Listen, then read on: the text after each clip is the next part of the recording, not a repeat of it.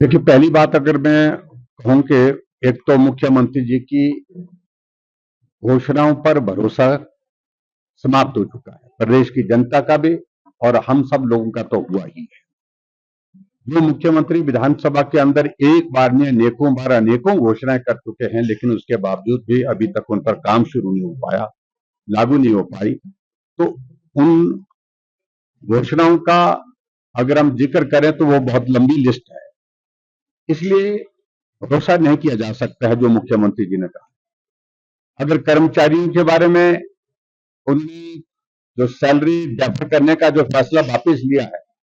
तो मेरी बात वो सच्ची साबित हो रही है कि हम पहले से बार बार कह रहे हैं कि मुख्यमंत्री जी जल्दबाजी में फैसले लेते हैं, बिना सोचे समझे फैसले लेते हैं और परिपक्व फैसला लेते हैं, और जिसके परिणाम स्वरूप वो फैसले फिर वापिस लेने पड़ते हैं। आप अंदाजा लगाइए,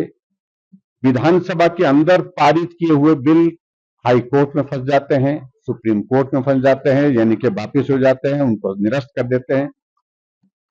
जबकि विधानसभा के अंदर में एक बार नहीं अनेकों बार कहा कि ये कानून के संगत नहीं है, संविधान की व्यवस्थाओं के अनुकूल नहीं है, नियम के अनुरूप नहीं है, मत करिए। लेकिन जिद करते हैं, फिर उसके बाद मुंह की खानी पड़ती है। अभी जो फैसला उन्होंने कुछ दिन पहले एंटी टैक्स पर लिया था, उसको वापस करना पड़ा। इसके साथ साथ में ये फैसला जो अभी आपने जिसका जिक्र किया है कर्मचारियों के सैलरी रेफर करने का, इस बारे में हम पहले भी कह चुके थे कि ये भी नियम के अनुसार नहीं है, नियम के अनुसार नहीं है, क्योंकि आंध्र प्रदेश में कोविड के दौरान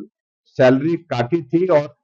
हाई कोर्ट में भी सरकार हारी, सुप्रीम कोर्ट में भी सरकार हारी वहां की, और अल्टीमेटली 6% इंटरेस्ट के साथ वो सैलरी देने का आदेश आया।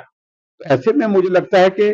शायद अब मुख्यमंत्री को बाद में किसी सलाहकार ने सलाह दी होगी इनके कानून की दृष्टि से कि भाई ये भी यहां पर भी ऐसा होने वाला है, इसलिए फैसला वापस लिया। इसलिए हम बोलते बिना सोचे समझे फैसले लेते हैं, जल्दबाजी में फैसले लेते हैं, बिना चर्चा के फैसले लेते हैं और अपरिपक्व फैसले लेते हैं, उसके कारण ये स्थिति है। खासतौर से जो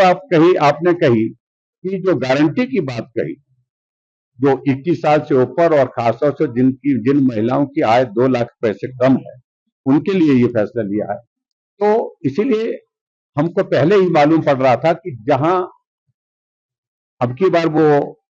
हिमाचल दिवस का कार्यक्रम आयोजित करने जा रहे हैं, वहां इस प्रकार की बात करेंगे, एक एक पॉकेट को ढूंढ रहे हैं। अरे वादा तो आपने जो गारंटी दी थी, गारंटी ये दी थी 18 से 60 साल की हर महिला को देंगे, और ये पॉपुलेशन जो है वो 24 लाख से ऊपर की बनती है। तो इसलिए मैं इतना ही कहना चाहता हूं कि जो अभी तक आपने जहां जहां भी इस प्रकार की घोषणा, चाहे डोडरा अखबार में की है, चाहे वो आपने जाकर के पांगी में की है, चाहे आपने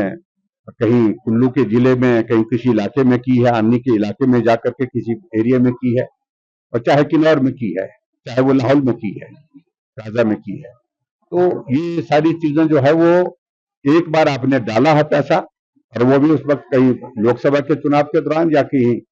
उपचुनाव का दौर था उस दौरान डाले हैं, और उसके बाद कोई किस्त मिली नहीं। इसलिए आप गुमराह कर रहे हैं, झूठ बोल रहे हैं, फिर से झूठ बोल रहे हैं, फिर मुझे कहते हैं कि जयराम ऐसे शब्दों का इस्तेमाल करता हूं। लेकिन मुझे लगता है कि थोड़ी सी गरिमा मुख्यमंत्री जी को को रखनी चाहिए, अपने आप को रखनी चाहिए कि मुख्यमंत्री जी ने गरिमा मिट्टी में मिला दी इस पद की, झूठ बोल करके। ये सचमुच में सबके लिए पीड़ा का विषय है।